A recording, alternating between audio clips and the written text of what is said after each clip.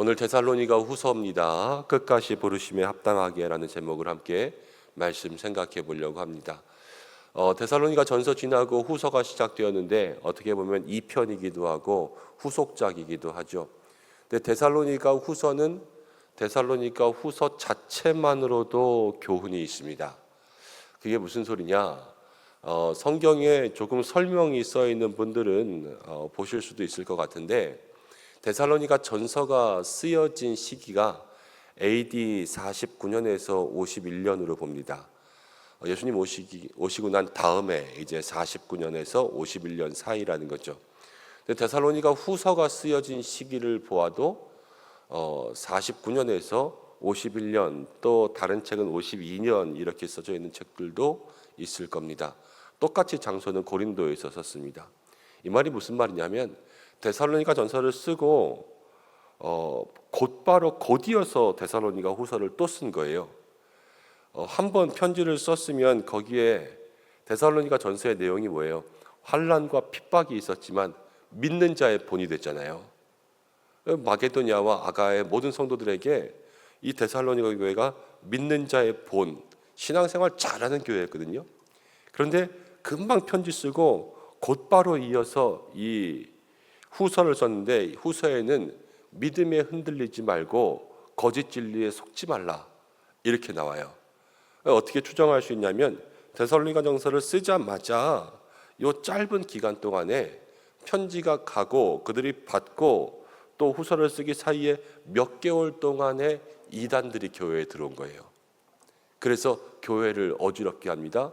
2장 가운데 나올 거지만 어떤 이단들이 들어왔냐면, 데살로니가 전서에 주의 날이 이를 때에 이제 하나님 예수님을 이 땅 가운데 다시 보내시면 죽은 자들이 먼저 일어나고 그 다음에 너희가 다 올라가서 영광 중에 주를 영접하리라, 그날이 도적같이 이른다 이렇게 이야기했잖아요. 근데 어떤 이단이 왔냐면, 벌써 예수님 왔다, 너희들이 이만큼 기다릴 필요가 없다, 다 끝난 건다, 이렇게 그 사람들을 속이는 이단들이 온 거예요. 쉽게 말하면 이런 거예요. 옛날에 한 마을에 젊은 처녀 아가씨가 있었습니다. 그런데 마을에 있는 한 남자와 청년과 연애를 했는데 이 청년이 군대에 간 거예요. 요즘 군대는 주말마다 전화하더라고요. 그런데 옛날 군대는 가면 연락이 끊기고 우편도 배달 사고가 나는 데들이 많으니까 연락이 아예 안 될 때들도 있어요. 근데 이 처녀 아가씨가 마을에서 참하기로 소문난 사람이라 동네의 모든 총각들이 와서 자꾸만 추근덕댑니다. 그렇지만 이 아가씨가 환난과 모든 어려움 가운데서도 그 남자친구를 기다리고 있었어요. 그런데 한 남자가 와서 이렇게 이야기합니다. 당신 애인 죽었대. 군대에서 훈련받다가 죽었대. 연락이 왔는데 우리가 몰랐던 거야. 벌써 죽은 지 오래됐대. 그럼 이 아가씨의 마음이 어떻겠어요? 흔들리겠죠.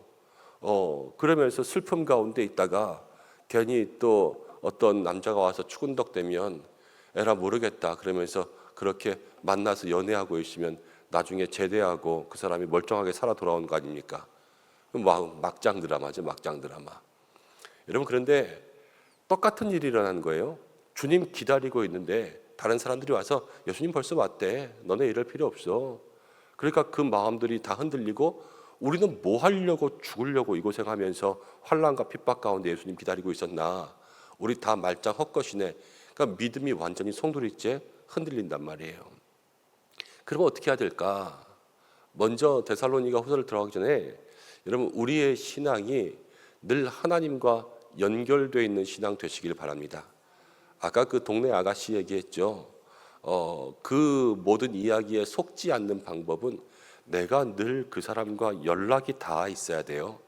그래서 뻔히 잘 살고 있고 부대에서 밥 잘 먹고 있는 거 금방 그 사람도 나를 잊지 않고 있다가 제대하면 나를 만날 거를 늘 편지 주고받으면서 알고 있으면 상관없는데, 연락이 끊어져 있으니까 그런 사단이 나는 거 아니에요. 신앙생활도 그래요.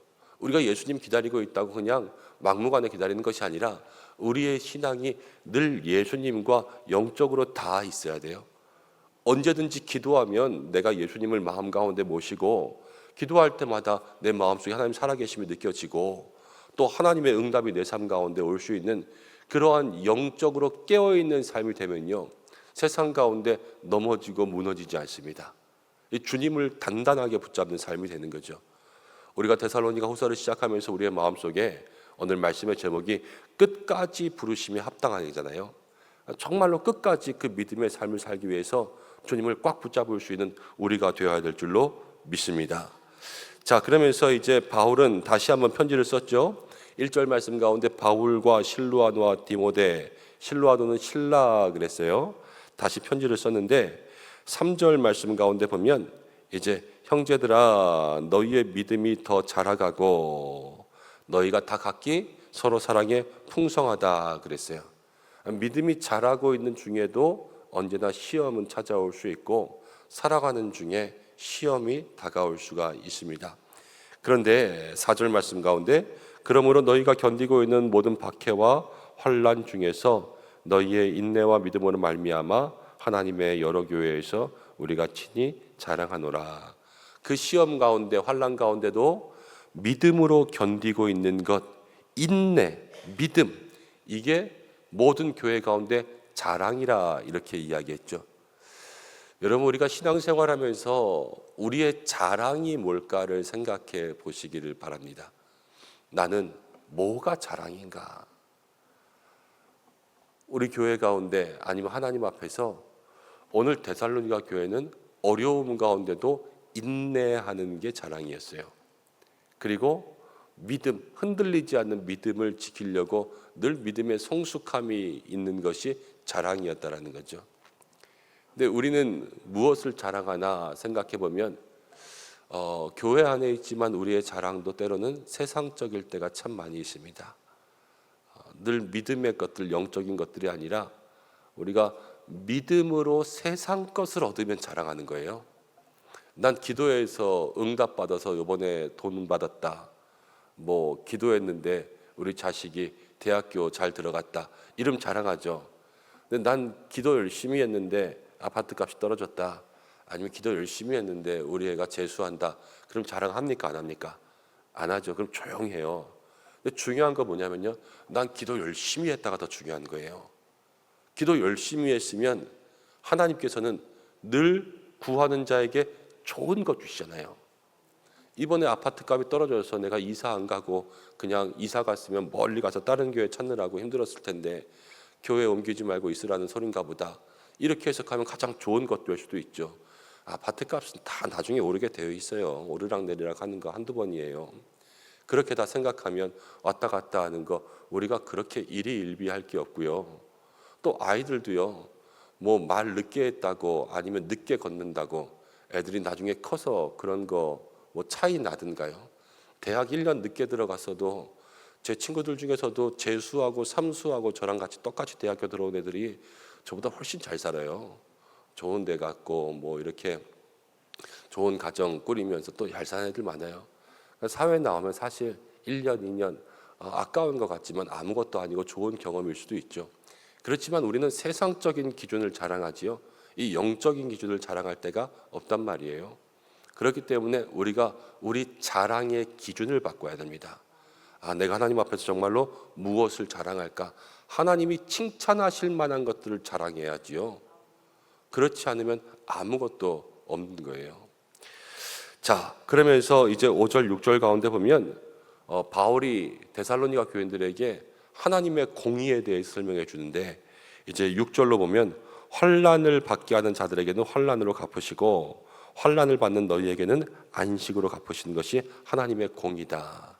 하나님은 어떤 분이시냐면 믿음의 성도들이 있으면 성도들을 괴롭게 하는 사람들에게는 하나님이 환난으로 갚으시고 성도들은 환난을 받았잖아요. 이분들에게는 안식으로 갚으시는 것이 하나님의 공의라 말씀하십니다. 그러니까 우리가 성경 가운데 내가 복수하고 내가 보복하고 이럴 것이 없이 모든 것들을 다 하나님께 맡기면 하나님은 환난을 이들에게 돌려보내시고 모든 안식을 우리에게 주신다라는 것을 이야기하죠. 살다 보면 여러 가지 많은 사람들 때문에 어려움을 겪습니다. 직장에서도 많은 어려움을 겪고 동네에서도 괴롭게 하는 그런 사람들이 있고 또 이제 교회 안에서도 때로는 그런 사람들을 만날 수가 있지만 우리가 인내라는 것이 그런 데 필요한 거예요. 사실은 이 사람과의 관계 가운데 가장 인내가 필요한 것은 그 사람과의 관계와 이런 환난과 박해 가운데 필요하고 또 인내가 필요한 것은 하나님께서 우리 가운데 응답 주실 때 응답이 주실 때까지 인내가 필요하고 그리고 궁극적인 인내는 주님이 오실 때까지 인내하는 게 필요하죠.